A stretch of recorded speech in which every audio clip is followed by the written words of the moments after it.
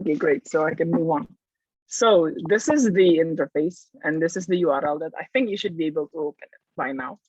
So this is a simple vanilla Jupyter Hub installation, and you can sign in using OAuth 2, and of course using escape YAM. And since I'm already authenticated, well, I think I should try this with private window on so that you can see that. Yeah, sorry, I have to start over then.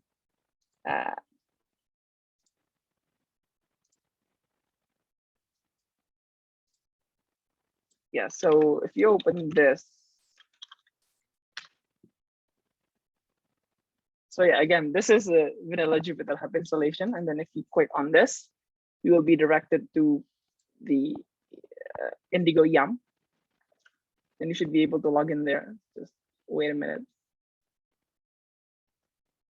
Yeah, here, and then I will go.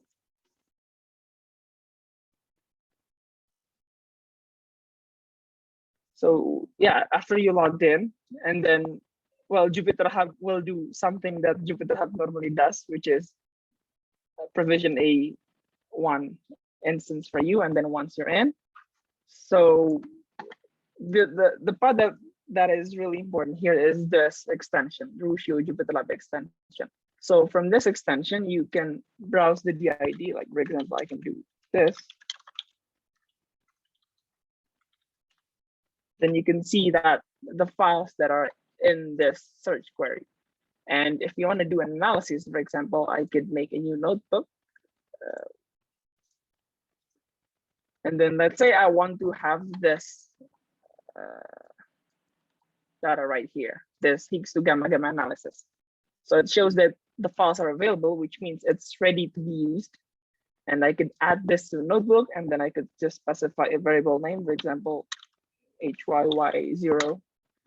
And then, yeah, it's attaching. And once it's ready, you can access the variable as a Python variable, and it will contain the path to the files that are actually in Ruscio.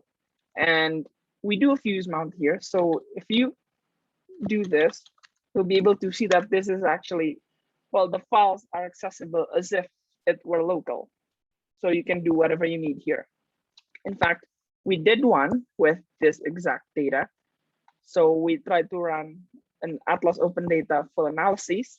And you can see that this, I import root and then do this. You can see the data over here. Then this and that, and then eventually becomes this plot from this file that are actually in the escape data lake. All of this without the users needing to know how to use Ruscio. So they just need to know the DID, and then the extension will take care of authenticating and then making sure the files are available.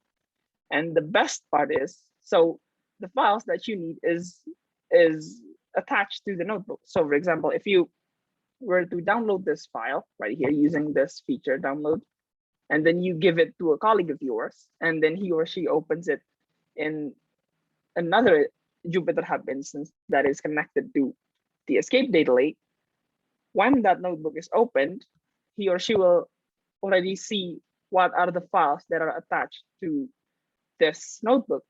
And if it's available, which means that it's already accessible, he or she could just start using it. But if it's not, you can see that there is this indicator that says that this is not available, and then they could just click on this, wait until the replication finishes.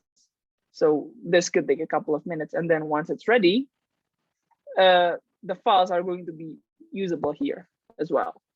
And so this is for the non-Ruscio savvy users. But if you do want to use Ruscio using the CLI, you can also do this using terminal that is built in on Jupyter Lab. And without you needing to configure anything, so like you don't have to upload X509, you don't have to authenticate VOMS proxy in it whatsoever, you can use it directly from the terminal. So I think that's it for the demo. Maybe Ricardo would like to add something, or Jan. Yes, just a couple of notes. First thing, as you can see, Mohammed authenticated through YAM. and OIDC token has been provided, but there is a way to use X509 if you can show it. Yeah, I forgot about that one. So you can configure this. Yes. So yeah, you can pick, if you want to use X509, then you can choose X509, and then you have to upload your key and certificate to this folder, and then you just have to select the files.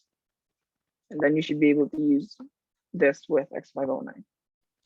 So the important bit here is that you have Rusho CLI already embedded in this integration. So as soon as all the RSEs in the data lake support a token that is completely transparent, until then you use X509, and you can continue to do whatever you were doing with the Rusho CLI using this extension, meaning downloading, replicating, accessing file, whatever you want. There is this mode of the integration is called replica. It means that we have a fuse mount of an RSE that in this case is ULake1 that allows you to see the data as if they were local. So when you access the data, this extension, let's say this service is running at CERN, reading files that are located at CERN. If you want to replicate this at your site, you need to install a similar, let's say, service that, of course, is reading from your RSE, let's say Daisy Cache or PIC or whatever other RSE is in the data lake. And of course, the data will be served as local because the connection will be to your RSE. But we also have a download mode that allows you to download the data directly in your laptop. So this could be useful if you want to run an analysis on very few data, just to, let's say, debug or just to see if your workflow, if your analysis runs fine. So instead of using a huge amount of data, you use just a fraction of it. You run in your laptop, as all the analysts or physicists do usually, and you can run directly in your machine instead of relying on remote computing. And that's all. I think we are open to questions. Or maybe Jan has another slide, and yes, I have to stop share. Well, I have some slides on my sort of larger goals for the integration, and of course this is a significant part of that. So maybe if someone has concrete questions on the data lake as a service, let's start with those, and then I can go through my 2 other slides. I see FS-ESO and I see Rohini. Let's start with Felix. Yes. Hi, Felix here from ESO. I'm now working mostly on ALMA. So the question is about staging. Is the data copied then from Rusio to the area where you can manipulate it, or are you accessing the bits exactly where they are stored? So I think I will answer that one. So yeah, if you're using replica mode, as Ricardo said, then so let's say, so you saw me clicking on that make available button, right? Yes, so yes, if you're using the replica mode, what it does is when I click on that button, it makes a new replication rule on behalf of you using your own account to replicate the files from wherever that is into a specified RSE that is fuse mounted onto this Jupyter instance. But if you use download mode, then it just downloads the file directly from the RSE to your user space here in the notebook. Okay, fine. But you do not fuse mount, for example, the original file in a read-only mode. Okay. No. Thanks. Maybe if Rohini asks your question too, then sure. Yeah. I'll go on after that. Thanks, Mohammed. That was a really great demo.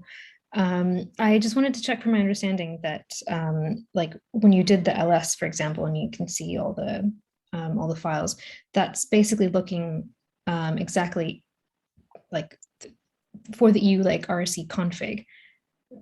That this is the actual data that's in the EU Lake RSE. Like this isn't making a copy to a place where Jupyter Hub can access it. Yeah, this is exactly what is in the ULIK. Okay, right. That's great. And the other thing I wanted to ask was sort of the end bit of the workflow. So we've been able to find the data, we've been able to process the data, we've created another output. Can we upload back to the data lake from here? Okay, so from the point of view of this extension, no. But if you're able to use the Rusio CLI and you set up everything, I mean, the authentication, X509 whatsoever, you should be able to upload. Can you hear So, me? but Can you hear me? Now we can. yeah, Go ahead. Sorry, Rainy. It is not copying the data. The data are in ULake. On Yeah, no, I got that. Yeah. Okay. It is important because we are not replicating files. So in theory, there is no need to re-upload it to the data lake unless you do data preparation or data access and you produce a new output. And then, Yes. That's exactly what I mean, that we've processed stuff and we created that plot, for example, that was shown in that that analysis, and we want to upload these newly created data products back to the data lake. yeah, this is an interesting feature, I think, if it's going to be implemented. So maybe we could have an upload of, like, if you do right click here, you can see that this new menu of upload to Rusio. Maybe we can do it, but at the moment, no. Okay, no worries. But yeah, still a great demo. Thank you. So I'll stop the recording right now.